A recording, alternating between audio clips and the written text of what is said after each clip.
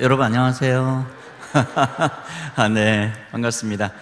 네, 귀한 자리에 또 이 아침에 초대해 주셔서 너무 감사합니다. 저를 따라서 우리 옆에 분들하고 이렇게 한번 인사해 보면 좋을 것 같아요. 손을 잡을 수 있는 분들은 손 잡아 보시고요. 자, 저를 따라 호칭은 당신으로 통일하겠습니다. 자, 당신이 제 옆에 계셔서 밥맛이 납니다. 한번 인사해 보세요. 네, 새벽에 오셨는데 밥맛 나는 얼굴인가 한번 쫙 보시고, 자, 우리 두 손을 가슴에 한번 얹겠습니다. 저를 따라 호흡하겠습니다. 예수님께서 내 안에 계셔서 살맛이 납니다. 네, 그렇습니까? 네, 제가 잠깐 기도 한 번만 더 할게요.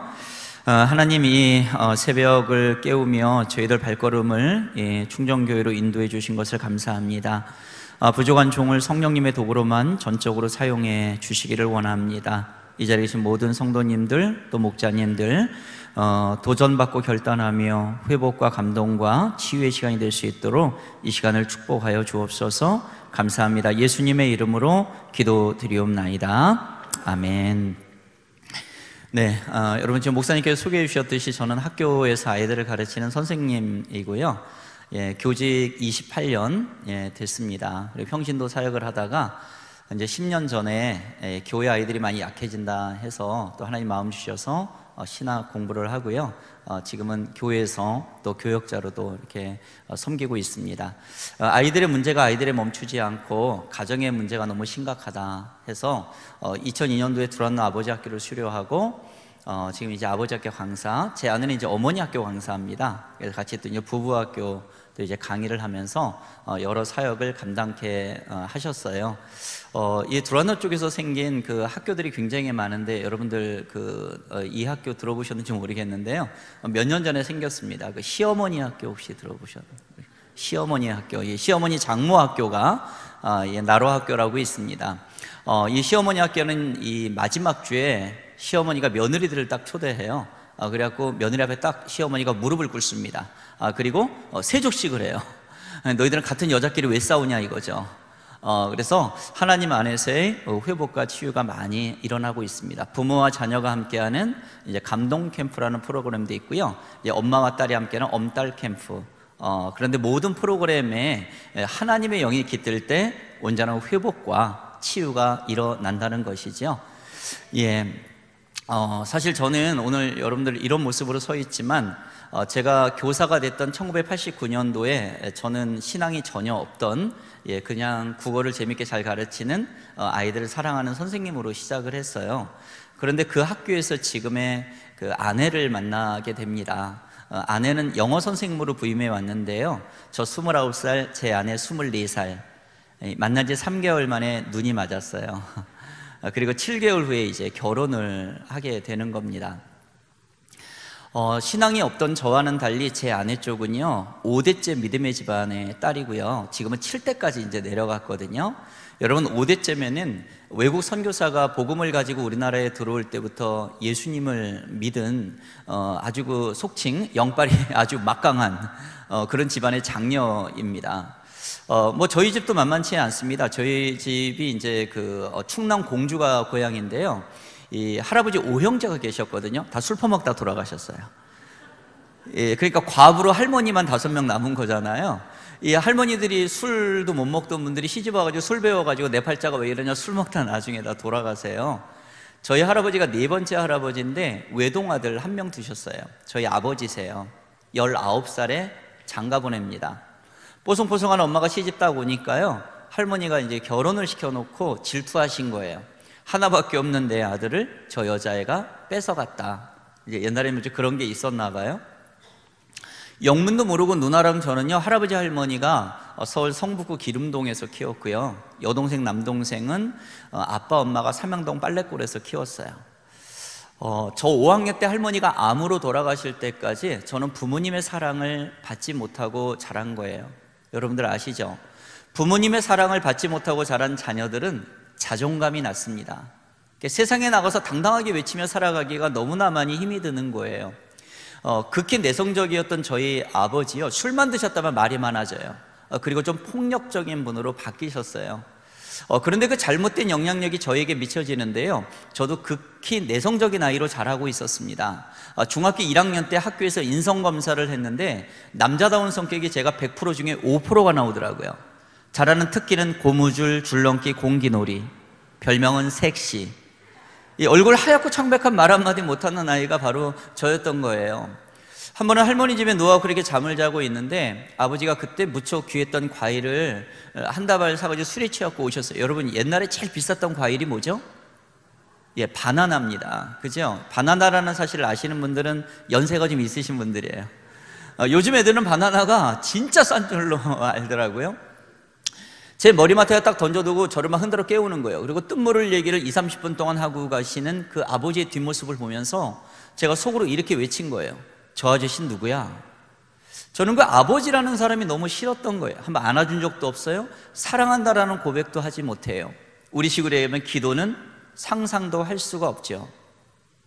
그런데 제가 자라나면서 그 싫어하는 아버지를 닮아가고 있는 거예요. 일단 제 외모가 아버지를 닮았습니다. 저희 아버지가 이마가 넓으세요. 그리고 빛이 막 나갑니다.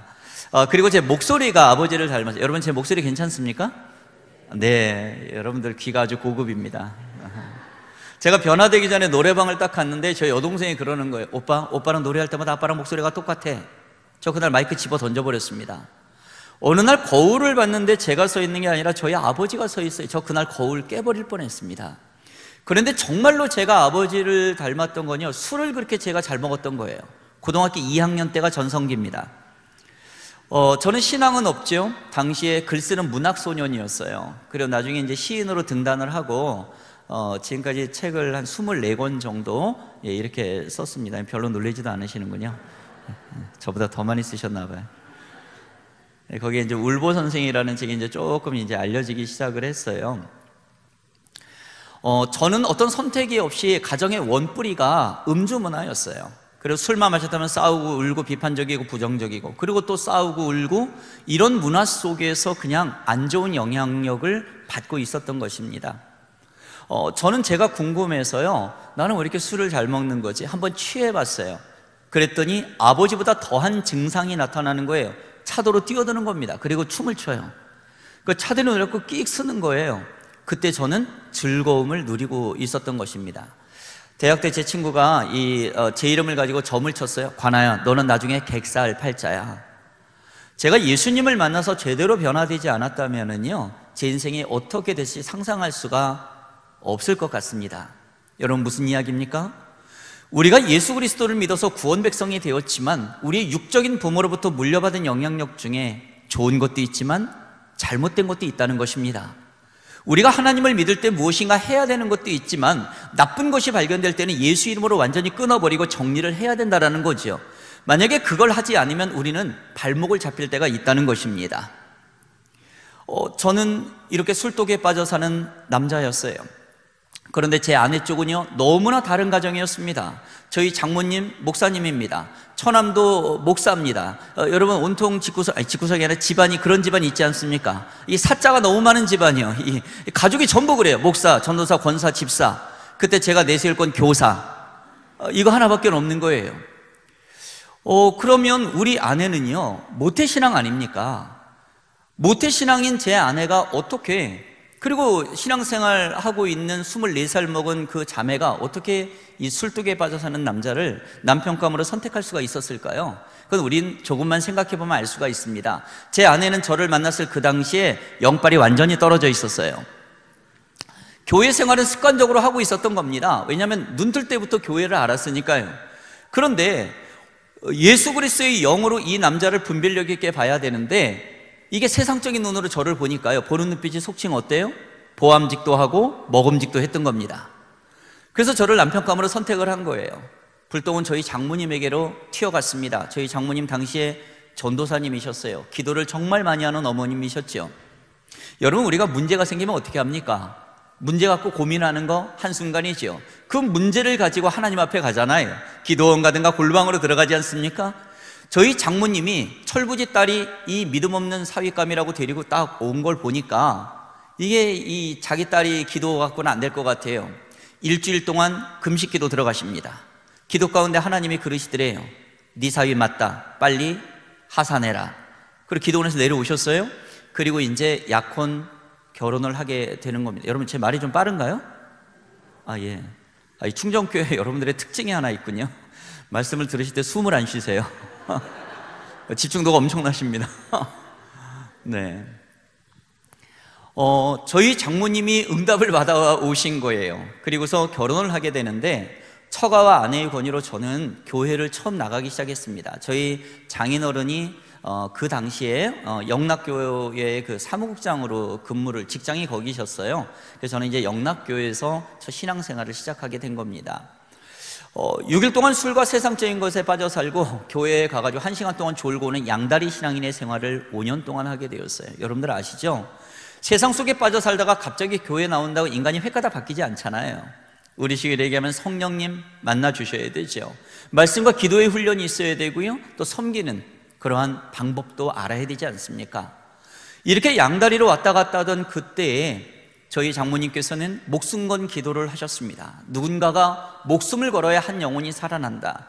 21일 금식 기도를 들어가셨어요. 그 이유는 딱 한 가지였습니다.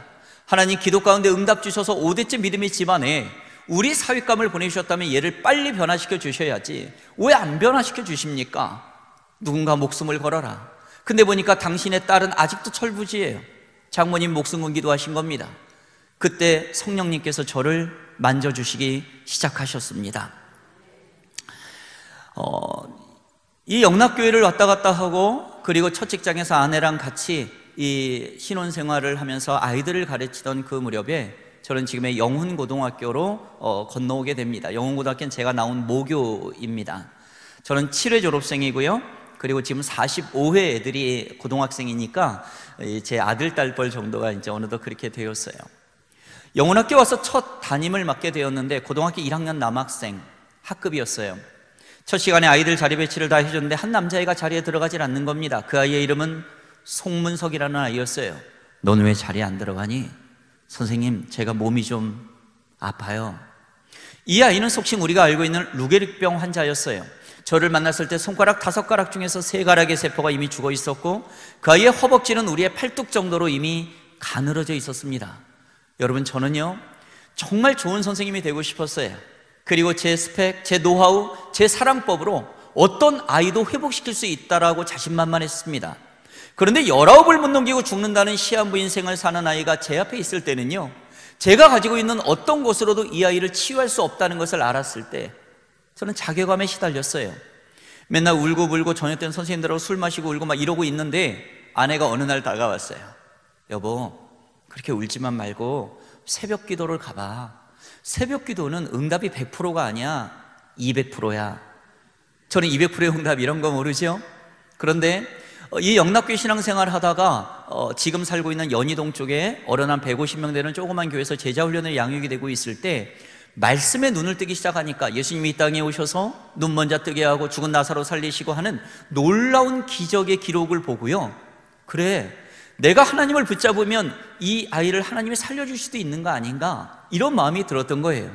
그래서 새벽 기도 가서 울기 시작하고, 그리고 또 밤에는 이 양다리니까 선생님들 술 마시면서 울기 시작하고, 이렇게 몇 년을 지나가기 시작을 했는데요, 몇 개월이 딱 지나가니까 제 눈에 쌍꺼풀이 없던 제 눈에 쌍꺼풀이 생겨버렸습니다. 여러분, 울면서 기도하면 쌍꺼풀이 생깁니다. 그런가요? 그때부터 제 눈물의 의미가 바뀌어진다는 걸 알게 됐어요. 우리 아이들, 다음 세대 아이들을 딱 보면은요, 좌절과 한탄과 분노와 뭐 이딴 자식이 다 있어, 뭐 이런 눈물이 찔끔찔끔 나올 때가 있었는데, 이 문제거리를 가지고, 그것을 가지고 주님 앞에 갖고 가니까 더 이상 문제가 아니더라는 겁니다. 기도 제목이 되는 것이고, 기도 제목을 가지고 하나님 앞에 부르짖으니까 그것이 소망이 되고 희망이 되고 기대가 되었다는 사실이에요. 무엇인가 놀라운 일이 생기지 않을까 하는 희망이 생겼다는 사실입니다. 이 아이를 붙잡고 매일 기도하기 시작을 할 때 이 아이, 그 가정 전부 저희 교회로 출석하기 시작을 합니다. 6개월 딱 지났는데 저희 반 옆반에 김현욱이라는 아이가 수업 마쳤는데 저를 쫓아 나와서, 선생님 반에 몸이 아픈 애 있죠? 걔 왜 맨날 붙잡고 울고 왜 기도하고 그러세요? 제가 설명을 해줬어요. 근데 꼬치꼬치 캐묻는 현욱이가 너무 이상해서 도리어 제가 물었습니다. 현욱아, 너 왜 이렇게 자세히 물어보니? 현욱이가 대답합니다. 선생님, 사실 저도 그 아이하고 똑같은 병에 걸렸대요. 이 아이는 중학교 3학년 때 왼쪽 팔이 점점 말라가서 병원에 가서 진단을 받는데 의사가 오진을 했습니다. 너는 근육이 일시 수축한 것이니까 이완 수술을 하면 된다. 그리고 쭉 찢어서 꼬맸어요. 그리고 영문학교 왔는데 6개월 동안 보니까 몸이 점점 말라가요. 서울대병원 갔더니 너는 루게릭병이다. 너 언제 죽을지 모른다. 이 아이는 몰몬교라는 이상한 종교를 믿고 있었습니다. 현호가 나와라 같이 기도하자. 2명의 아이를 붙잡고 3년 동안 매일 학교와 교회에서 기도합니다. 그리고 수능을 보기 일주일 전 이 아이들은 몸이 극도로 악화되고 있었어요. 저는 이런 생각이 들었습니다. 이 아이들은 의사가 얘기하던 마지막 때가 이제 가까이 오고 있다. 얘네들 지금 죽으면 천국에 갈 수 있을까? 내가 학교와 교회에서 기도하자니까 기도는 했지만 이 아이들이 예수 그리스도를 인격적으로 만났는가 하는 데 대해서 좀 불투명한 거예요. 여러분, 저나 여러분들이나 우리가 사랑하는 우리의 다음 세대의 아이들이 믿음생활, 신앙생활을 한다고 하지만, 자기 나이만큼 신앙생활을 했다고 하지만 예수 그리스도를 인격적으로 만나지 못했다면 이건 얼마나 불안한 신앙생활이겠습니까? 그래서 이 아이들에게 예수 그리스도의 복음을 다시 전하고 영적 기도를 하고 제가 이어서 기도했어요. 하나님, 문석이와 현옥이는 일주일 후에 대학교 수능 시험을 봅니다. 딱딱한 의자에 하루 종일 앉아있을 수가 없는 몸이에요. 점수는 기대도 하지 않습니다. 수능만이라도 무사히 보게 해주세요. 수능을 무사히 치렀습니다. 그리고 그의 겨울방학, 하나님께서는 이 아이들에게 놀라운 은혜를 베풀어 주셨습니다. 이 두 학생의 병이 멈추고 건강이 회복된 것입니다. 저희 반 했던 문석이는 신학대학교를 진학하고 저희 반 옆반의 현욱이는 미국에 유학을 다녀서 취직을 했고 결혼을 했습니다. 이 아이들을 만났을 그 당시에 제자훈련을 통해서 하나님께 저에게 주셨던 그 말씀이 사도행전 3장 16절 말씀이었어요. 그 이름을 믿음으로 그 이름이 너희 보고 하는 이 사람을 성하게 하였나니 예수로 말미암아 믿음이 너희 모든 사람 앞에서 이같이 완전히 낫게 하였느니라. 여러분, 사도행전 3장 생각나십니까? 남에서 안진뱅이 된 자가 있었지요. 베드로와 요한이 성전에 기도하러 올라가던 중에 베드로가 성령 충만하여서 그 안진뱅이를 향해서 이렇게 외쳤습니다. 어떻게 저를 한번 따라해 보시겠어요? 나에게 은과 금은 없거니와 내게 있는 것으로 너에게 주노니 나사렛 예수의 이름으로 일어나 걸으라. 그랬더니 안진뱅이가 벌떡 일어나면 하나님을 찬양하며 성전 안으로 뛰어들어갔지 않습니까? 그때 베드로가 솔로몬의 행각에서 설교했던 내용 중에 한 절이 바로 사도행전 3장 16절 말씀이었습니다. 여러분, 저를 한 번만 더 따라해 주시겠어요? 하나님의 말씀은 꼭 이루어집니다. 혹시 여러분 지금까지 신앙생활 하시면서 믿음이 지금 저울질되거나 흔들린다든가 또는 너무나 갈등 속에서 지금 뭔가 믿음이 좀 추락된 것 같습니까? 그렇다면 여러분, 오늘 이것이 나에게 주신 하나님의 음성이고 하나님의 말씀이야. 그게 확실시 된다면 그 말씀을 꽉 붙잡으시길 바랍니다. 그 말씀을 붙잡고 가다 보면 말씀이신 하나님이 역사하시는 것을 꼭 목도하게 된다는 것을 믿으시기를 바랍니다. 하나님께서는 어느 시대나 어느 장소에나 하나님의 사람들을 남겨두셨다는 것을 말씀을 통해 깨닫게 하셨어요. 구약 성경에 보면 모세를 떨기나무 불꽃 가운데 꺼지지 않는 불꽃으로 부르셨습니다. 그리고 만나주시면서 출애굽의 사명자로 새롭게 변화시켜 사용하기 시작을 하셨지요. 신약시대 오면 바울이라고 하는 사람, 다메섹 거리에서 예수님 눈멀게 했습니다. 그러면서 영적인 눈을 뜨게 했지요. 예수님의 제자들을 잡아 죽이던 이 바울, 예수님을 위해서 순교하기까지 하나님의 사명자로 변화시켜 주셨다는 사실입니다. 예수님의 12제자 말할 것 없지요. 그것처럼 지금 이 시대에도 하나님께서는 저와 여러분들을 다른 사람 아닌 하나님의 사명자로 남겨두셨다는 것을 꼭 기억하시길 바랍니다. 저와 여러분들뿐만 아니라 우리가 그 사명자적 정체성을 회복하게 되면은 우리의 다음 세대 아이들도 사명자로 키우고자 하는 그 하나님의 마음을 잃게 된다는 것입니다. 한번 따라해 보시겠어요? 하나님께서 우리를 사명자로 부르셨습니다. 그런데 이 말씀을 계속 묵상하다 보면요, 여러분들도 아마 경험이 있으실 것 같아요. 이 세상의 경영 원리는 조그만 걸 투자해갖고 많은 이득을 얻기를 원하잖아요. 근데 하나님이 한 사람을 빚어가는 원리는 굉장히 다양한 방법, 우리가 상상할 수 없는 여러 방법을 동원하신다는 것을 알게 하셨어요. 그걸 우리는 하나님의 열심이라고 표현할 수 있을 것 같습니다. 저는 딸이 둘이 있어요. 큰 딸은 대학교 4학년이고요. 둘째 딸아이는 고등학교 4학년이에요. 재수생입니다. 저희는 재수생 그러면 큰일 나서요. 예, 고등학교 4학년이라고 이번에 이제 입시를 다시 봤습니다. 루게르병 제자 애들을 붙잡고 막 기도하고 있던 1년 정도 지날 무렵에 둘째 딸 다빈이라는 아이가 태어났어요. 태어난 지 2달 정도 됐는데 얘가요, 숨을 쉬면 뱃속에서 이상한 소리가 막 나는 거예요. 막 이러는 거예요. 저는 그때 루게르병 애들 때문에 너무 힘이 들었거든요. 응급실로 뛰고 기도하고 맨날 울고 이러고 있으니까요. 근데 얘는 또 왜 이러는 거야? 여러분, 서울역 뒤에 아동병원 있는 거 아세요? 그 아이를 안고 뛰어갔어요. 기관지 천식 폐렴 합병증의 가래가 목구멍 코까지 올라오는 거예요. 이 아이 기관지 천식 폐렴이 너무 심해가지고요, 막 합병증 되고요, 경기를 많이 해서 40도를 오르내리고 이 눈이 막 돌아가고 막 이제 이런 증상들이 많이 있었어요. 의사 선생님이 네블라이저 갖다 대서요, 이 가래 삭히고 등 쳐주고 이게 뽑아내는 기계가 있는데요, 너무 깐난아기들은 이걸 잘못 뽑아내면 창자가 딸려 나올 수 있대요.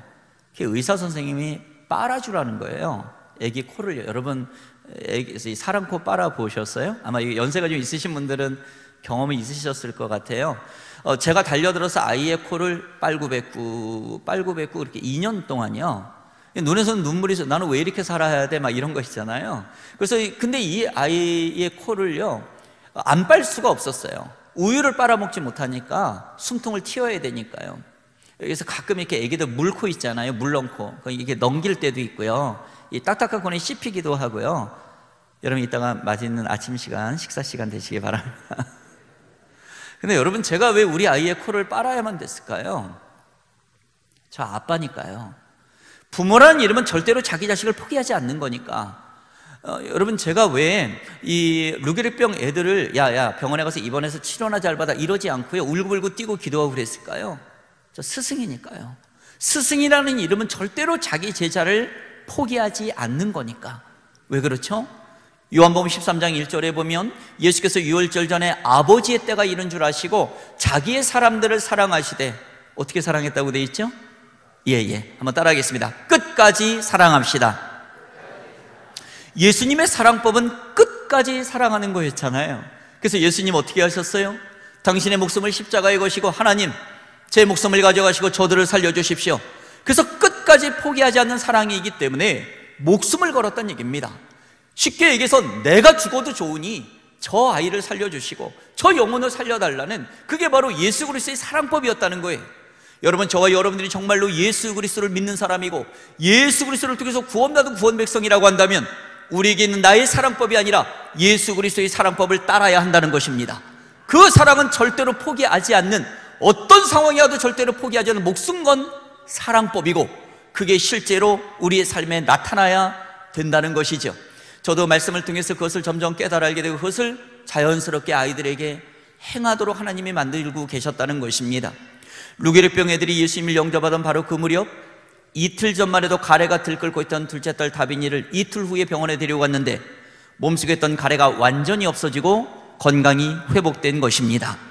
저희 둘째 딸 다빈이는 키가 168cm고요 별명은 체육소녀, 현대무용을 전공합니다.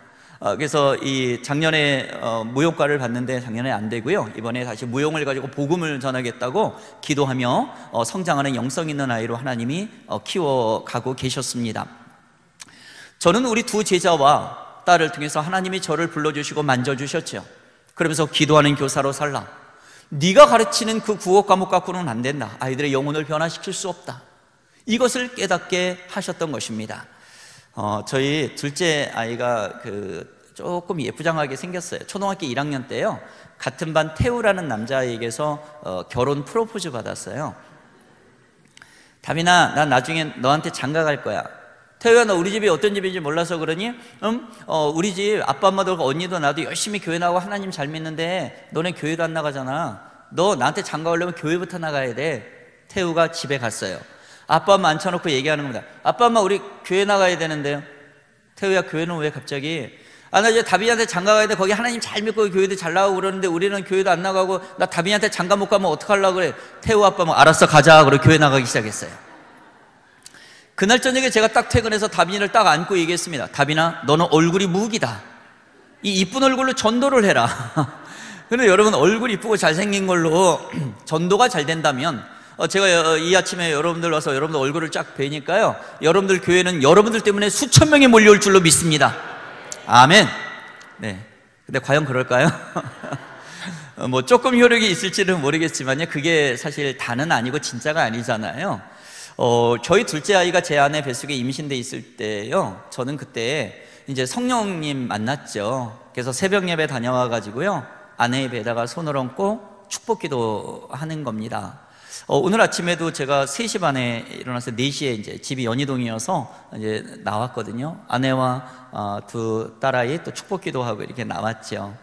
여기 이제 우리 형제님들 계시죠? 아빠들 계시잖아요. 하나님께서는 영적 제사장으로 또 예수님의 대리자로 아빠, 남편을 세우셨습니다. 여자의 머리는 남자죠. 남자의 머리는 그리스도라. 그러니까 그리스도를 대변하고 있는 한 가정의 영적 제사장은 아빠입니다. 여기 자매님들 계시죠? 나는 믿음이 있는데 내 남편이 아직 믿음이 없어 해도 절대로 포기의 대상이 아니라는 것입니다. 돕는 배필이 남편이 필요할 때 조금 도와주는 그게 아니라 바로 뭐예요? 내 남편이 아직 믿음이 약하지만 내가 목숨을 걸고 남편을 섬기면서 영적인 제사장으로 세우는데 도와야 되는, 바로 그러한 역할을 감당해야 될 책임이 아내들에게 있다는 것입니다. 바로 이 영적 제사장인 남편에게, 아버지에게 하나님께서는 4가지의 권세를 주셨습니다. 그걸 영적 권세라고 이야기를 하죠. 한번 따라해 보시겠어요? 축복권, 말씀권, 훈육권, 신앙 전수권. 자, 이 4가지입니다. 그러니까 이 첫 번째 축복권 있죠. 저도 그것을 깨달아 알게 하셨고, 그래서 축복권에 가장 애끼 쓰는 기도입니다. 그래서 기도의 그 축복을 행하도록 만드셨던 것이죠. 저희 둘째 딸 아이는 아내의 뱃속에 있을 때부터 아빠의 목소리를 들었어요. 근데 그게 축복의 목소리였죠. 세상에 나와보니까 아빠 엄마가 조그만 교회지만 제자 훈련 받고 있죠. 기도하면서 울고 있죠. 섬기고 있죠. 이러다 보니까 이 아이가 10대의 성장통을 경험하면서 고민이 왜 없겠습니까? 흔들릴 때가 왜 없겠어요? 하지만 그 믿는 부모의 모습을 보면서 이 아이들은 흔들릴지언정 완전히 쓰러지지 않고 제자리로 돌아오는 오뚜기 신앙의 주인공으로 서더라 하는 것입니다. 여러분, 우리의 자녀 교육, 다음 세대 교육에 가장 좋은 첫 번째가 무엇이냐면 바로 보여주는 겁니다.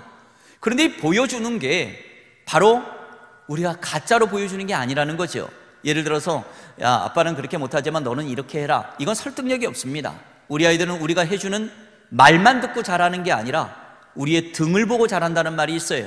그건 뭐냐면 저 말을 하는 사람이 정녕 그렇게 사는가 하는가를 보게 된다는 겁니다. 그게 일치하지 않을 때는 우리 애들은 좋은 영향을 받지 않는다는 거예요. 그래서 우리는 3가지를 기억하고 꼭 해야만 된다는 것입니다. 한번 따라해 볼까요? 지행일치.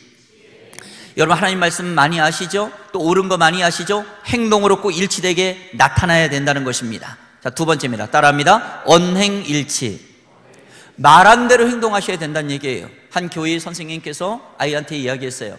야, 우리 몸이 거룩한 성전이래. 그래서 여기다 담배 연기, 술 뭐 이런 거 집어넣으면 안 되고 나쁜 욕도 하면 안 돼.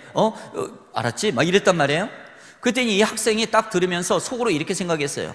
뭘 거룩하게 살아. 얼마 전에 보니까 선생님 저기서 어떤 분들하고 술 마시고 있던데. 이 선생님이 하는 말씀은 옳은 말씀입니다. 하지만 이 선생님이 그렇게 사는 모습을 안 보여주니까 우리 애들은 그 말만 듣고 자라지 않는다는 거죠. 좋은 영향력이 안 된다는 얘기입니다. 한 가지 더 있습니다. 따라합니다. 신행일치. 믿음과 행동이 일치해야 된다는 것이죠. 그래서 오랜 동안 믿음 생활 잘 하시고 신앙 생활 잘 하시다가 이렇게 연세가 드셨을 때 좀 죄송하지만 우리 믿음의 선진들이 이 신행일치의 삶이 꼬꾸라지는 것을 우리는 보게 됩니다. 근데 그걸 그분들을 탓할 이유가 없어요. 왜냐하면 우리도 잘못하다가 그렇게 넘어지게 된다는 것입니다. 그래서 3가지를 우리는 꼭 기억하고 그대로 행해야 된다는 것입니다. 우리가 믿음의 결단을 하고 이렇게 나아갔을 때 좋은 일들이 쫙 펼쳐지면 얼마나 좋겠습니까? 근데 좋은 일도 있지만 어려운 일이 더 많다는 거예요. 희한한 건 우리가 하나님 앞에 새로운 마음으로 나아가겠습니다. 제가 목자로, 교사로, 또 믿음의 부모로, 제가 사역자로 이렇게 나아가겠습니다 결단했을 때는 조금 더 어려운 일이 우리 앞에 놓여져 있다는 걸 생각하고 있어야 된다는 겁니다. 하지만 그 고난은 동굴이 아니라 터널이라는 것이죠.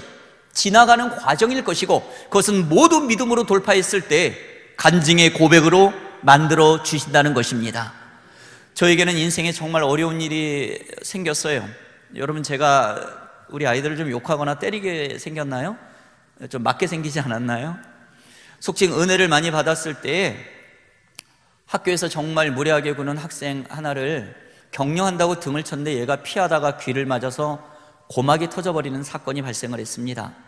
저는 선의로 다가갔는데 결과는 폭력교사가 된 거예요. 선생님들의 그 수련회 2박 3일 동안 한 가지만 놓고 부르짖으며 기도했던 겁니다. 하나님, 저 우리 아이들을 볼 자신이 없어요. 교회에서도 학교에서도 다음 세대 애들을 볼 자신이 없어요. 저 어떻게 하면 좋아요? 눈물로 기도하고 하나님 앞에 매달리는데, 그때 하나님이 주신 마음은 네가 정말로 다음 세대 아이들을 사랑하는 선생님이 되고 싶다면 수업을 시작하기 전에 기도해라. 그리고 아이들이 보여주는 현상이나 문제점을 가지고 탓하거나 노여워하지 말고 왜 그러는지 원인을 찾아내고 원인을 분석한 다음에 대안의 지혜를 모색하라. 바로 이게 하나님의 마음이었어요. 근데 여러분, 교회에서는 얼마든지 우리 아이들을 붙잡고 기도할 수 있잖아요. 여기 교회 선생님들 계시죠? 일주일에 한 번씩 오는 그 아이들, 적어도 내 분반의 아이들만큼 한 번이라도 축복 기도를 안 해주신다면 그건 직무유기입니다. 교회는 온전히 하나님께 예배드리고 축복하는 곳 아닙니까? 격려해서 세상으로 파송하는 곳 아닙니까? 그런데 그 당시에 저희 영훈 고등학교는 기독교 학교가 아닌 상태, 믿지 않는 초중고의 교장교감, 믿지 않는 이사장님 사택의 학교 안에 있는 상황으로 봐서는 도저히 말도 안 되는 그런 상황이었어요. 그런데 여러분, 세상의 많은 소음들 속에서 오늘 이것이 분명히 나에게 주신 하나님의 음성이야, 하나님의 말씀이야, 그게 확실시 된다면 우리는 하나님의 말씀을 꽉 붙잡아야 될 줄로 믿습니다. 그러면 하나님께서는 놀라운 일을 행하신다는 것이죠. 그래서 저와 여러분들에게는 두 가지가 필요하다는 거예요. 한번 따라해 볼까요? 선택과 결단. 어느 쪽을 선택하시겠습니까? 어느 쪽으로 결단하시겠습니까? 상황으로선 도저히 말이 안 되지만 분명히 하나님의 세미한 음성이라고 한다면 우리는 하나님의 음성, 하나님의 말씀을 선택해야 된다는 것이지요. 그럴 때 놀라운 일을 우리는 경험하게 돼요. 저도 선택했습니다. 하나님, 기도할게요. 교회에서도 애들 끝날 때 꼭 한 번씩 붙잡고 축복 기도하고 그리고 격려하겠습니다. 그리고 학교에서도 수업 전에 기도하겠습니다. 근데 하나님, 저희 학교가 기독교 학교라 기독교를 너무 싫어하는 분위기 아닙니까? 영적 싸움이 너무 심한데 어떻게 해야 되는지 좀 알려주세요. 여러분, 사실 좀 부족하긴 하지만 제가 많이 하는 기도가 이겁니다. 하나님이 남겨주신 이 말씀대로 제가 살아가겠습니다. 왜냐하면 저의 정체성은 하나님의 사람이니까.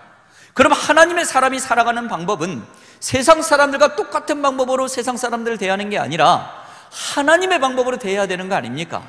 그럼 하나님의 방법이 무엇입니까? 하나님, 어떻게 해야 되는지 좀 알려주세요. 이 기도를 많이 하고 이 기도를 또 잘하기도 합니다. 후히 주시고 꾸짖지 하시는 성령님의 지혜로 우리는 승부를 걸어야 되는 것이죠. 하나님께서 지혜를 주셨어요.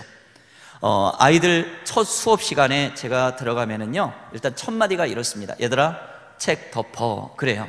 애들은 굉장히 좋아합니다. 한국의 아이들은 학교에 공부하러 오는 걸 뻔히 알잖아요. 그런데 자습하자 그러면 너무 좋아하고요, 수업 진도 안 나간다면 좋아하는 거예요. 근데 여러분, 자습에는 두 가지 의미가 있는 거 아십니까? 자율학습 또는 자는 연습. 얘들아, 내가 너희들을 1년 동안 가르칠 선생님인데 나에 대해서 너희들이 알면 좀 도움될 것 같아서 그래서 오늘은 수업 안 하고 이야기나 좀 하자. 하나님이 주시는 마음으로 저 태어날 때부터 아이들 만날 때 이야기를 파노라마로 쫙 엮어가지고 이렇게 쫙 이야기를 한 겁니다. 그리고 끝에 이 말을 덧붙이게 하셨어요. 얘들아, 나 너희들 정말 사랑하는 선생님 되고 싶은데 나 수업 전에 기도하게 해다오. 나 교회 나가는 선생님이야. 그럼 교회 나가는 우리 애들은 좋아하고요, 그렇지 않아요? 갸우뚱하지요. 그때 성령님이 한마디를 덧붙이도록 제 입술을 주관해 주셨던 것입니다. 얘들아, 생각해봐. 선생님이 수업 전에 하나님 사랑의 마음을 가지고 수업 잘하게 해줘, 이렇게 하고 난 다음에 야, 이 자식아, 일로 나와. 이런 쌍쇼 때릴 수가 있겠니? 욕을 할 수가 있겠니? 너네들은 손해보는 거 아무것도 없을 거야. 2000년도 3월부터 지금까지 매 수업 시간마다 기도하며 오는 교사로 저를 변화시켜 주셨습니다. 제가 담임을 맡으면 저희 반 반가는 당신은 사랑받기 위해 태어난 사람, 조회할 때 기도하고 종례 때 기도해야 집에 갈 수가 있어요. 며칠 딱 지나면 회장아이가 쫓아요. 선생님, 저기 조회 때 기도는 선생님 그냥 하시고요, 종례 때 기도는 애들하고 이렇게 회의했는데 이렇게 애들이 이렇게 1번부터 돌아가면서 하기로 했는데 선생님 좋으시죠? 야, 우리 반에 교회 안 나가는 애도 있는데 한 대? 네, 한 대에 선생님. 맡겨봤어요. 저는 며칠 후에 그 이유를 알게 되었습니다. 종례 때 제가 기도하면 길고 자기네가 기도하면 짧으니까, 종례 때 그 1분은 황금 같은 시간이잖아요. 빨리 하고 내빼버리려고. 그런데 지금은 이제 거의 한 20년 가까이 기도하는 선생님이 됐으니까요, 복도를 딱 지나가면 애가 애 하나 딱 잡고 서 있어요. 선생님, 얘 기도 2시간짜리인데요. 왜? 쌍욕했어요. 가자. 기도하는 거예요. 교실 문을 빵 열고 들어가면 요즘 애들이 보여주는 현상이 몇 가지가 있습니다. 일단 한쪽에서는 이제 스마트폰 가지고 게임 막 빠져 사는 그런 애가 있어요. 또 한쪽에서는 꼭 이 청소년들은 그냥 안 먹고 처먹습니다. 퍼자요. 얘들아, 나 왔어. 수업에. 절대 쳐다보지 않습니다. 그때 조용히 가가지고 엎어진 애 머리에 손을 딱 얹고, 너 어디 아픈 모양이구나, 기도부터 하자. 그러니 엎드려 있는 애가요, 잠깐 엎드려 있는 애는 가만히 있다가 일어납니다. 괜찮아요 선생님하고 일어나요. 그런데 영적으로, 정신적으로, 육체적으로 힘든 아이들이 있죠. 진심의 기도는 이 아이의 마음을 만지고요, 이 아이의 위로 평강을 준다는 거예요. 그리고 회복되는 걸 보게 하신다는 것입니다. 한번 저를 따라해 보시겠어요? 100번의 격려보다 한 번의 기도가 더 능력이 있습니다. 하나님께서는 저와 여러분들에게 주신 무기가 있습니다. 그건 뭐냐면 기도의 무기라는 거지요. 기도는 골반기도, 합심기도, 통성기도, 묵상기도, 굉장히 많은 기도의 종류가 있어요. 그런데 기도의 종류를 많이 알거나 기도는 중요한 거야, 이거 가지고는 안 된다는 겁니다. 기도는 하나님께 드리는 것이지요. 그리고 또 하나의 특징은 뭡니까? 기도는 축복의 엑기스가 된다는 거예요. 누군가를 정말 사랑하십니까? 그렇다면 기도하라는 겁니다. 우리 아이들 흔들리는 애들입니다. 그 아이들 뭐라고 이야기를 할 때마다 기도로 마무리하라는 겁니다. 항상 축복하고 격려하고 기도하라는 것이죠. 그럴 때 우리는 온전히 이 아이들이 회복되는 것을 하나님이 보게 하신다는 것입니다. 한번 따라해 보시겠어요? 기도가 막히면 기도가 막혀 죽습니다. 하나님이 우리에게 주신 그 기도의 무기를 잘 사용하는 저와 여러분들에게를 주님의 이름으로 축복합니다. 학교에서 우리 아이들과 기도 동아리를 만들어 학교를 놓고 기도하기 시작했고요, 15년의 기도 끝에 저희 영훈 초국제중학교 고등학교는 기독교 학교로 하나님께서 변화시켜 주십니다. 여기에는 굉장히 많은 간증들이 숨어 있는데요, 그것은 우리 이따 목자 세미나 할 때 좀 말씀을 드리기로 하겠습니다. 그때 교회에서 잘 키워진 5명의 학생을 하나님께서 사용하시면서 기도의 시작, 씨를 뿌리게 하셨어요. 그리고 이 아이들의 기도가 종적으로 후배들에게까지 계속 이어지게 하시고 횡적으로 전 세계를 다 흔들면서 기도의 불씨 운동을 일으켰던 것입니다. 그러면서 오륜교회라는 교회가 재단교회가 되면서 저희 학교가 통째로 하나님의 학교로 변화시켜 주셨던 것입니다. 이러한 모든 과정을 통해서 저는 하나님의 본질적인 마음을 깨달아 알게 되었어요. 구약시대의 하나님의 사람들처럼, 신약시대의 하나님의 사람들처럼, 바로 이 시대에도 하나님이 분명히 하나님의 사람들인 저와 여러분들을 남겨두셨다면 동일하게 하나님께서 우리에게 같은 마음을 주셨다는 것을 우리가 알아야 된다는 것입니다. 이사야 6장을 보게 되면 1절에서 13절까지를 여러분 물론 아시겠지만 한 번 더 묵상해 보시기를 바랍니다. 하나님께서는 이사야를 부르셨어요. 만나주셨습니다. 그런데 환상 가운데서 이사야가 하나님을 만났을 때에 그 스랍 천사들이 두 팔로 얼굴을 가리고 또 두 팔로 이 하늘을 날면서 두 팔로 이 다리를 가렸습니다. 이 날개짓을 하면서 나는 이 스랍들이 거룩하다 바로 성부, 성자, 성령의 하나님 삼위일체 하나님을 찬양했습니다. 그 모습을 환상 가운데 이사야가 보게 된 거예요. 하나님의 임재지요. 구약시대 하나님을 직접 볼 수도 없고 물론 지금도 마찬가지입니다. 그런데 하나님의 임재가 바로 구름기둥으로, 불기둥으로, 소리로, 연기로 다양한 방법으로 나타나던 그 구약시대에 하나님이 분명히 이 자리에 임했다라는 사실을 이사야는 알았다는 것이죠. 하나님을 본 사람, 하나님을 만난 사람의 첫 번째 특징은 무엇입니까? 그것은 바로 죄를 깨달아 알게 된다는 것이죠. 이사야는 하나님 앞에 고백을 했어요. 하나님, 저같이 더러운 인간에게 어떻게 하나님이 제 앞에 나타나실 수가 있습니까? 이걸 성경에서는 하나님 제 입술이 부정한 자입니다. 이 입술은 전 인격을 말하는 거잖아요. 그런데 하나님은 우리가 정말 거룩하고 우리가 정말 깨끗해서 우리를 택한 게 아니라는 거죠. 이 썩어버릴 수밖에 없는, 이 썩어 빠질 수밖에 없는 우리 이 위선적인 우리를 하나님이 무조건적인 사랑으로 우리를 불러주셨죠. 그리고 빚어가시고 만져가신단 말입니다. 그러면서 내가 너를 쓰리라 이러신 거지요. 예수님의 제자들 다 그런 방법입니다. 하나님의 사명자들 다 그런 방법이란 말이에요. 그리고 만져가시고 만져가시며 그 속에 저희들이 포함되어 있다는 것이죠. 하나님의 마음은 이런 거였어요. 야 이사야, 내가 너 알아. 너 더러운 인간인 거 안다고. 근데 내가 너를 택했다고. 스랍을 부르죠. 붉게 핀 숯불을 가져다가 이 스랍을 시켜서, 천사를 시켜서 그 더럽다고 하는 이사의 입술을 지져대지 않습니까? 죄악이 도말되었죠. 그때 하나님은 그 당시에 사람들에게 이런 마음을 나누셨어요. 얘들아, 나는 천지를 만든 하나님, 너희를 만든 하나님. 그런데 나는 내가 가진 비전이 있고 내가 가진 뜻이 있고 내가 가진 생각이 있어. 너희들 내 마음을 좀 알아서 내가 원하는 곳에 가서 내가 원하는 대상들을 만나서 내가 원하는 뜻을 좀 실현해 줄 사람이 없니? 이걸 성경에서는 뭐라고 하고 있습니까? 한번 따라해 보시겠어요? 누가 나를 위하여 갈고, 하나님이 누가 나를 위하여 갈고 이렇게 사람을 찾았을 때 그 자리에 있던 이사야가 이렇게 고백을 했지 않습니까? 한번 따라하겠습니다. 제가 여기 있나이다, 저를 보내소서. 그 이사야의 마음은 이런 거였어요. 하나님, 제가 하나님을 믿고 하나님을 압니다. 근데 옛날에는 제가 필요할 때만 하나님 골라 먹었지요. 알라딘의 요술램프의 지니처럼 하나님 저 이거 도와주세요, 이거 해주세요 그러면서 하나님을 마치 종부리듯이 그랬던 제 인생이 있습니다. 하나님, 그런데 지금 하나님의 마음을 제가 알았습니다. 하나님, 제가 지금 건강이 좋지 않습니다. 저희 집에 물질적으로 어려움이 있고 우리 자녀들이 너무나 속을 많이 썩이지만 하나님, 그러한 가운데서도 저를 불러주신 거 감사합니다.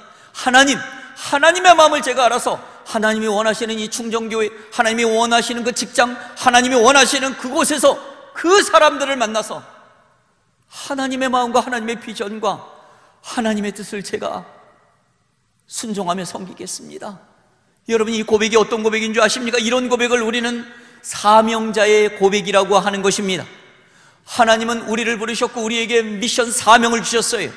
구약시대의 사명자로 부른 그 하나님의 사람들이 있고 신약시대에도 하나님의 사람들을 불러 하나님의 사명을 준 바로 그 사명을 부여받은 예수님의 제자들이 있었습니다.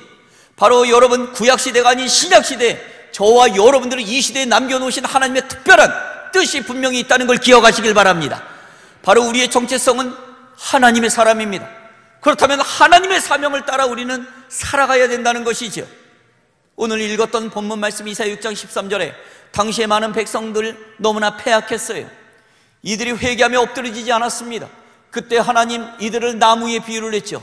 내가 밤나무 잘라버리고 상수리나무 잘라버리고 모든 나무를 다 잘라 이 황폐하게 된 거 다 잘라버릴지라도 남겨놓는 것이 있으니 그것이 곧 거룩한 씨 그루터기니라. 그루터기는 바로 나무의 밑둥을 말하는 거예요. 겉으로 봐서는 다 잘려져 나뭇가지, 이파리, 열매 아무것도 보이지 않아 다 죽은 것 같지만 사실은 하나님이 남겨놓으신 하나님의 사람들을 말하는 이 그루터기, 예수 그리스도 한 번 12명의 제자, 기도원의 300명의 사람들과 바알신에 무릎 꿇지 않은 7,000명의 그 하나님의 사람들, 그리고 이 시대에 1,000만 크리스찬이 800만 600만을 쫄고 어쩌고 얘기하지만 전국을 다니다 보니까 교회의 중고등부, 특별히 청소년 애들이 지금 40% 50%가 문을 닫았다 뭐 이래서 염려들을 많이 하지만 여러분, 걱정할 게 아니라는 얘기입니다. 저희 청소년 사역자들은 그걸 알고 있어요. 지금 아이들이 3몇 %대, 우리 3몇 %대라면 미전도 종족대열에 들어간다고 합니다. 그렇다고 하지만 여러분, 우리가 주눅들 이유가 없다는 것입니다. 왜냐하면 하나님의 시각, 예수 그리스도의 시각에서는 바로 예수님 다시 오실 때까지 목숨 건 하나님의 사명자 그루터기를 꼭 남겨두셨다는 사실입니다. 그게 바로 저와 여러분들이라는 거예요. 그리고 우리가 키우고 있는 우리의 자녀들과 그리고 이 교회에 남겨놓은 하나님의 거룩한 그루터기, 바로 그 아이들이라고 하는 것입니다.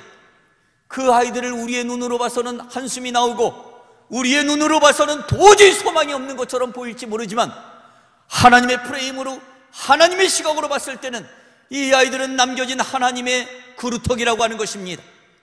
그런데 여러분, 이 그루터기의 특징이 무엇입니까? 바로 앞에 붙어 있는 거룩한 씨라는 거예요.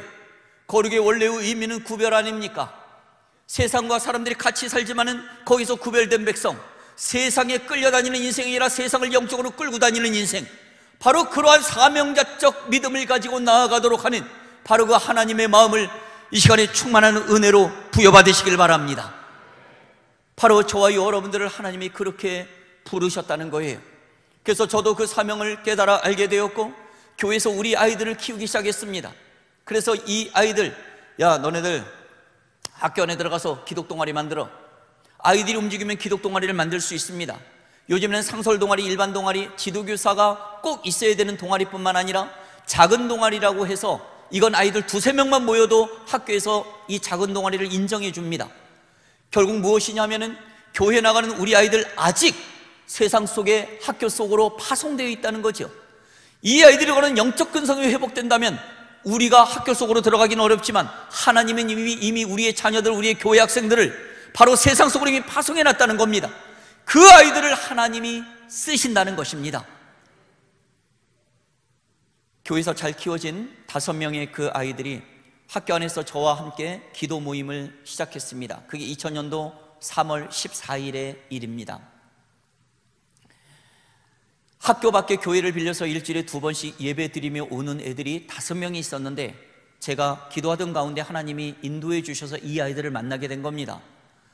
얘네들이 바로 시작한 게 아니라 16년 동안 선배들로부터 계속 기도 모임이 계속되고 있었어요. 고등학교는 특별히 영적 싸움이 심한 학교입니다. 교회 나가는 애들이 학교 특별실에서 방과 후에 몰래 기도하면 선생님들이 지나가다가 이 할렐루야 자식 어디서 기도하고 있어? 그래서 뺨 때리는 학교였습니다. 그런데 이 아이들 학교 밖에 교회를 빌려서 일주일에 2번씩 예배 드리고 학교를 위해 기도하는 아이들을 하나님이 만나게 해주신 거예요. 얘들아, 우리 학교 안에 들어가서 기도 모임 한번 해보면 어떻겠니? 하겠다는 거예요. 자기네가 기도하고 있던 기도 제목이라는 거예요. 이 아이들은 그루터기였어요. 이 아이들을 데리고 학교 안에 5층 음악실로 올라갔습니다. 한 달 반 정도 기도 모임이 계속되니까 아이들만 20여 명으로 불어납니다. 여러분, 잘 키운 아이 한 명 한 명 그 뒤에는 등 뒤에 70명에서 200명의 아이들이 연결됐던 통계가 나와 있어요. 그래서 아이들이 많고 적은 게 중요한 게 아니라 진짜가 중요한 겁니다. 이 아이들이 교회니까 애들이 20여 명이 불어났죠. 그런데 희한한 일이 발생하고 있었어요. 당시에 고등학교 교장 선생님은 아주 독실한 불교 신자 교장 선생님이셨어요. 배불뚝에 대머리, 환갑이 훨씬 지난 할아버지, 아침잠이 없어요. 교장 선생님 아침에 일찍 오시잖아요. 순시하시죠. 그러면 저희가 기도하고 있다는 사실을 분명히 알 텐데, 알면 당장 난리를 치셔야 되는데 저희를 부르지 않으시는 거예요. 안 부르니까 더 불안해요. 가서 기도하고 있다고 자진신고할까 생각하고 있는데, 저희 은사님 장로님이 한 분 계신데 두 분이 연배가 비슷한 분이에요. 이야기를 나누신 것 같아요. 저에게 어느 날 다가오셔서 안 부르는 이유를 설명해 주십니다. 사연은 이랬어요. 20여 명의 애들하고 무릎 꿇고 눈물로 막 기도하고 있는데 5층 복도 끝에서 불교신자 교장 선생님이 저벅저벅 걸어오고 계셨습니다. 근데 어디서 막 부르짖는 소리가 들려요. 아니 이게 무슨 소리지? 소리 나는 쪽으로 가까이 가니까 음악실 유리창 너머로 이렇게 보니까 최 선생하고 20여 명의 애들이 무릎 꿇고 눈물로 기도하고 있는 겁니다. 아니 이 자식들이 여기가 기독교 학교야? 하고 문고리를 딱 잡고 문을 열려는 바로 그 순간, 저와 우리 아이들이 기도하고 있던 바로 그 기도의 제목은 교장 선생님을 위해서 기도하고 있었습니다. 그런데 여러분, 우리가 기도할 때는 저주의 기도 같은 건 안 하잖아요. 저 배불뚝이 대머리 좀 쫓아내주세요, 저 불교신자 좀 작살내주세요, 이런 기도는 하나님이 받지 않으신다는 거지요. 이 아이들은 교장 선생님이 오시는 것도 모르는 상태에 이렇게 기도하고 있었어요. 하나님, 우리 교장 선생님이 우리를 위해 너무나 많이 애쓰고 수고하시는 분이십니다. 그런데 하나님, 우리 교장 선생님은 아직 예수님 못 만나셨어요. 우리 교장 선생님 구원해 주세요. 꼭 기도하는 교장 선생님 되게 해주세요 하고 눈물로 기도하고 있을 때 성령 하나님께서 그 불교신자 교장 선생님 마음 가운데 깊은 감동을 주셨습니다. 세상에 이렇게 일찍 학교에서 나를 위해 기도하는 아이들이 있다니, 이건 정말 고마운 일이로구나 하고 문을 살며시 닫고 나가셨다는 사실입니다. 나중에 이 교장 선생님은 예수님을 믿게 되십니다. 지금은 은퇴하셔서 미국 LA에 살고 계신데요, 어느 날 저에게 연락이 왔어요. 최 선생, 나 LA에 나 그 한인교회 나가잖아. 나 그 노인들 모임에 나 회장 됐다. 이러면서 이제 자랑하시는 거예요. 그러면서 그 척박한 환경 속에 있었던 그 학교 속에서 자기가 불교로 왔을 때 교회 나갔던 그 몇몇의 아이들이 자기가 병원에 입원했을 때 신방 왔던 그 학생들을 잊을 수가 없다는 겁니다. 학교 축제 때는 이 불교신자 교장 선생님이 교회 나가는 애들하고 축제 때 찬양에 맞춰 춤을 추는 대역사가 일어났었거든요.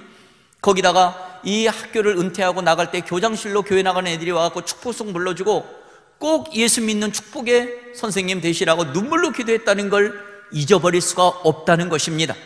여러분, 우리 아이들을 어떻게 키우기를 원하십니까? 교회 속에서만 교회 속에서의 빛과 소금이 아니라 마태복음 5장 13절 그 아래에서는 너희는 세상의 빛이요 세상의 소금이라.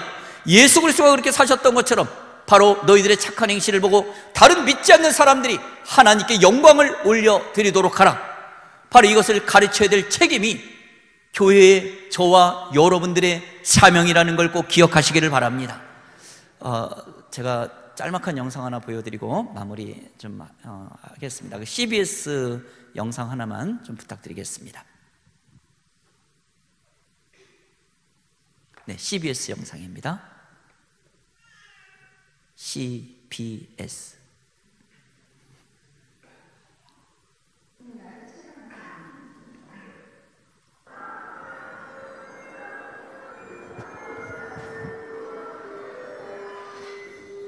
최고한 선생님들은 오늘도 수업 동서를 시작합니다.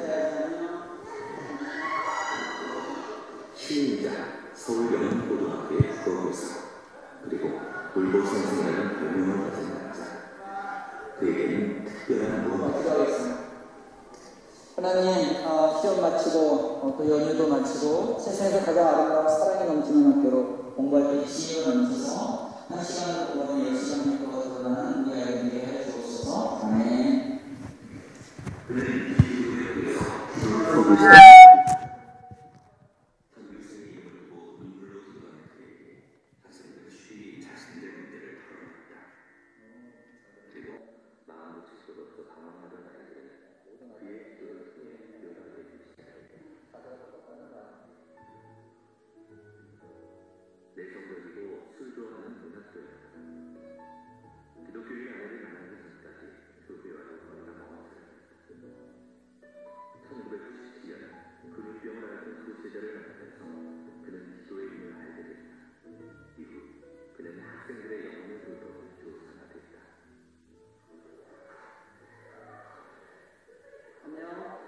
그는 여성고 학생반을 지도하고 있다. 그래서 점심식사는 늘 학생들과 하고 투박한 점심식사 후에는 스승과 제자들이 온감으로 드리는 예배를 받고 있다. 다시 하나님 다녔는데 정말 1학년 동안 하나님 진짜 많이 됐어요. 그리고 성격도 많이 변하고 성격이 변하다가 얼굴도 정말 예쁘게 변하고 하나님도 말을 알고 믿음이 정말 많은 아무에게도 털어놓지 못하는 고민을 알아야 해. 최건학 선생은 그 아이들에게 노래하는 오늘 그들의 이야기를 들어주고 아이들을 위해 기도를 드립니다.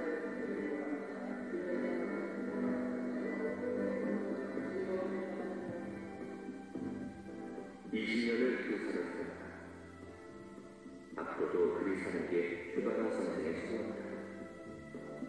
제자들의 고통을 자신의 고통처럼 느끼는 사람. 그래서 울보 선생의 휴가가는 오늘의 제자들을 위해 눈물로 기도드립니다. 네, 하나님께서 저를 이렇게 변화시켜 주셨는데요. 이 말씀 마무리를 좀 하려고 합니다. 하나님께서는 어느 시대나 하나님의 사명자적 마음을 가진 사람을 부르시고 그 사명을 주시고 또한 사용하신다는 것, 그 사명자적 정체성을 오늘 이 아침에 저와 여러분들이 다시 한번 깨닫기를 소원합니다. 저를 놓고 21일 동안 완전 금식 기도를 하셨던 저희 장모님이 조그만 교회를 20년 동안 목회하셨습니다. 인도 나갈랜드 선교도 하셨고요. 재작년에 그 설날입니다. 구정 때 가정 예배 드리고 있었어요. 두 아들과 손주 며느리. 그리고 저희 집도 이제 복음이 아내를 통해서 다 들어와서 제가 변화되고 저희 직장과 교회와 다 변화가 되는 속에 저희 아버지 어머니도 모두 예수님 믿는 분이 되셨습니다. 그게 복음의 영향력이라고 하는 것이죠. 그런데 저희 장모님 목사님은요, 명절 예배 끝날 때 꼭 가족들을 한 명씩 축복기도 해주셨어요. 남편 장로님 축복기도 하고요, 아들 손주 며느리 다 축복기도 하고, 그리고 이제 저희 가정, 하나밖에 없는 딸의 가정을 축복기도 합니다. 저는 저희 가족 친가에서 이제 예배를 드리고 있었기 때문에 같이 얼굴을 보지는 못하고 있었지만 항상 그런 게 너무 감사했어요. 그런데 그 가족들 가운데 가장 마지막으로 기도 제목이 된 건 접니다. 저희 장모님은 항상 저를 언제나 또 집회 갈 때도 꼭 불러서 축복 기도해 주시고, 그러면서 이제 저를 그 기도의 사람으로 격려를 많이 해 주셨어요. 그날도 그랬습니다. 하나님, 우리 채관 아들을 축복하시고 우리 채관 아들을 이 시대의 사명자로 사용하시고, 이렇게 기도하던 중에 오른쪽으로 넘어가셨습니다. 하나님께서는 저희 장모님 그 자리에서 하늘나라로 불러가셨어요. 이유를 알 수가 없습니다. 다만 저희 어머니는 기도의 어머니셨죠.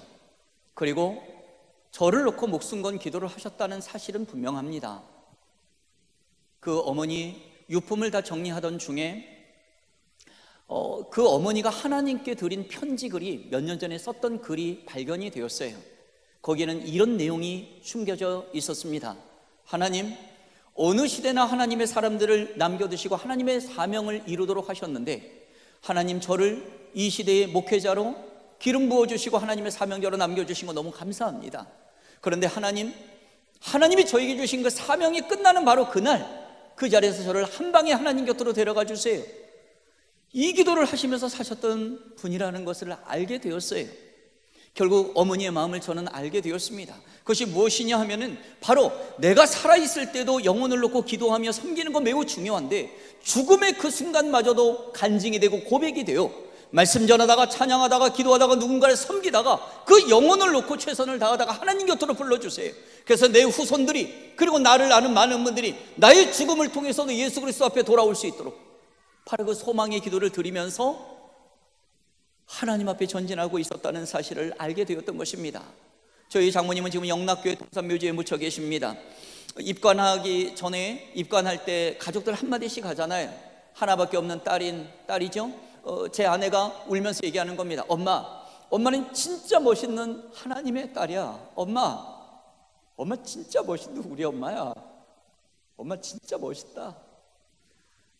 제가 이어서 얘기했어요. 어머니 먼저 가겠어요? 저도 어머니하고 똑같은 마음입니다.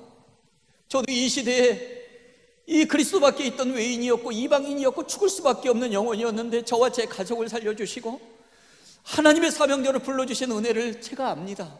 어머니, 저도 하나님이 주신 이 땅에 저에게 주신 사명이 끝나는 바로 그날, 저도 그 자리에서 하나님 곁으로 한 방에 가기를 원합니다. 어머니 곁으로 가기를 원합니다. 여러분들의 삶이 어떤 모습이기를 여러분들은 원하십니까?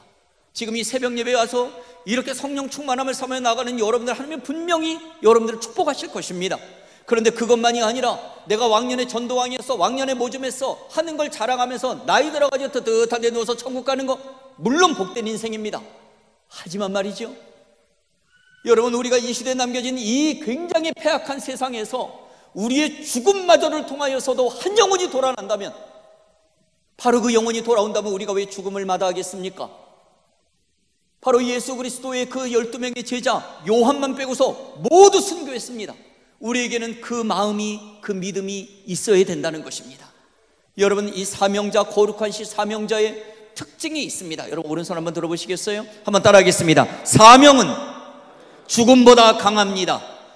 사명은 목숨보다 강합니다. 자, 여러분, 오른손을 높게 드시고 눈을 감겠습니다.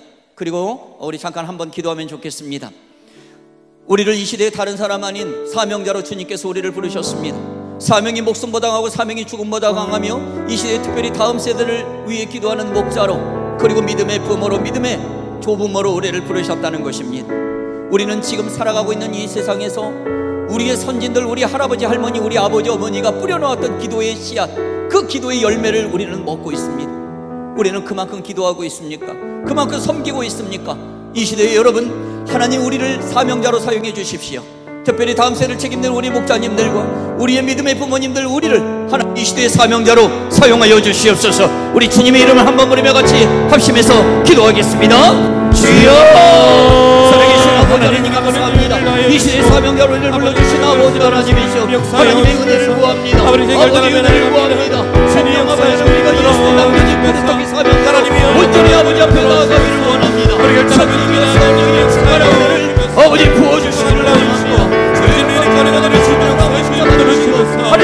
하나님의 역사로 아버지 역사여 주시기를 원합니다. 이 시대에 남겨진 하나님의 하나님의 그루터기, 영적 그루터기로 우리를 사용하여 주옵소서. 놀라운 아버지의 은혜 하나님의 사랑 아버지의 뜻이 이루어지기를 원합니다. 주님 하나님의 원합니다. 사명이 죽음보다 강합니다. 사명이 목숨보다 강합니다. 이 시대에 아버지의 그루터기 사명자로 우리가 나아가기를 원하오니 주여 붙잡아 주옵소서. 주여 인도하여 주옵소서. 능력 가운데 능력 가운데 역사여 주시옵소서. 하나님 우리 마르지 않기를 원합니다. 우리가 무릎으로 기도하며 나가기를 원합니다. 우리가 온전히 주님 앞에 나가기를 원합니다. 주님의 온전히 참아여 주옵소서.